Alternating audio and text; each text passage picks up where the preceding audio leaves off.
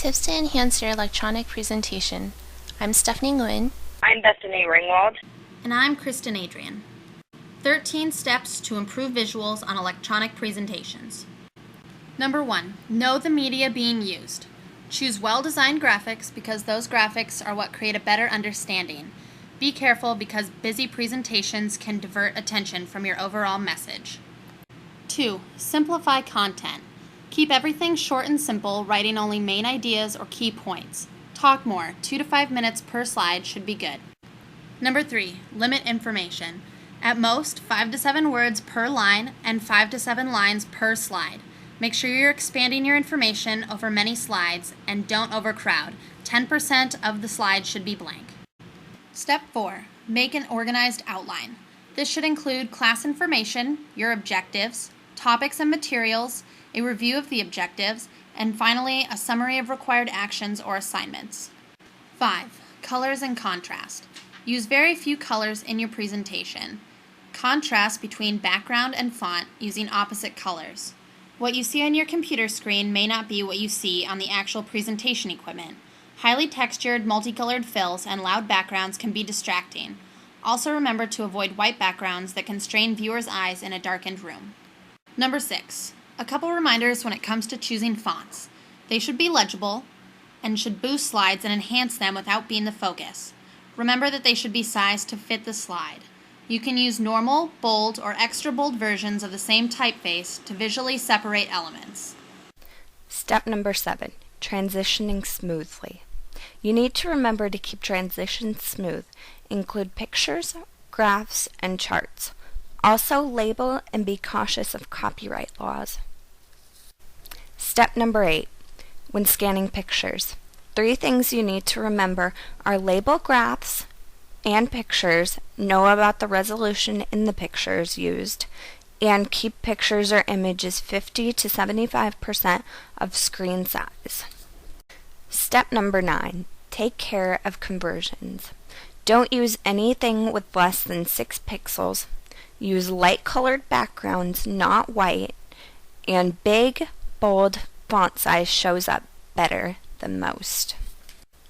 Step number 10, conversion of 35mm slides. Use slides that are horizontal, letter size should show up, and slides need to have a clear image. Step number 11, use appropriate visuals. Remember that images need to be horizontal. Try for same size throughout slides. White background plus dark words equals audience strained eyes. Step number 12, other visuals include writing by hand. Things to remember when writing are to print, use a medium, point pen, or marker, dark colored ink on light colored paper background. Last but not least, step number 13. When you come to the end of a presentation, double check spelling, grammar, numbers, and sound. Also, print out the presentation in case of technology fails. Production of video interviews. Facts on starting an interview. The interview is an essential element of video and television production. Since it is so important, there should be a lot of planning and preparation involved. It is important to get it right the first time so that the production runs smoothly for everyone. To ensure the first time is successful, there are several things that one should do prior to shooting.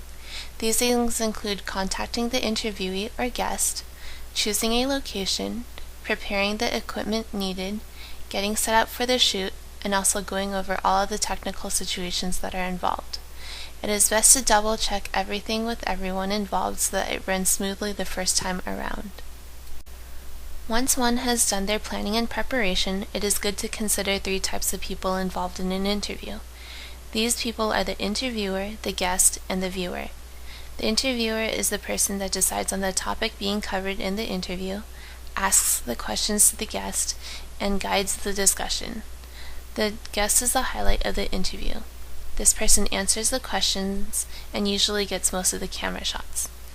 The viewer is the audience being invited into the interview. These 3 people create a 3-way interaction which make a successful interview. In creating great interview shots, framing is a very important factor to consider. It is best to have the interviewer facing slightly left and the guest facing slightly right, or the other way around. This gives an image that they are talking to an unseen third person. Avoid using profile shots. This makes the shot uncomfortable for the viewer since they can't see the person's whole face, which ultimately is unflattering to the guest. The typical interview shots are done in a mid-shot to medium close-up. Emotional shots are best at the medium close-up level, whereas the factual information shots are best at the mid-shot level. After one understands the basics of framing, they need to know how to compose good interview shots. One thing to consider is the background. It needs to relate to the topic of the interview, preferably the guest's normal surroundings. It is also important to make sure that there is nothing distracting in the background. Distractions draw attention away from the interview and could also create undesirable effects. Lastly, it is crucial to have the interviewers and the guest's eyes at level. Never make a difference in levels. It could make a dominant and submissive appearance to these people. These are the references used in our presentation, and that concludes our presentation. Goodbye.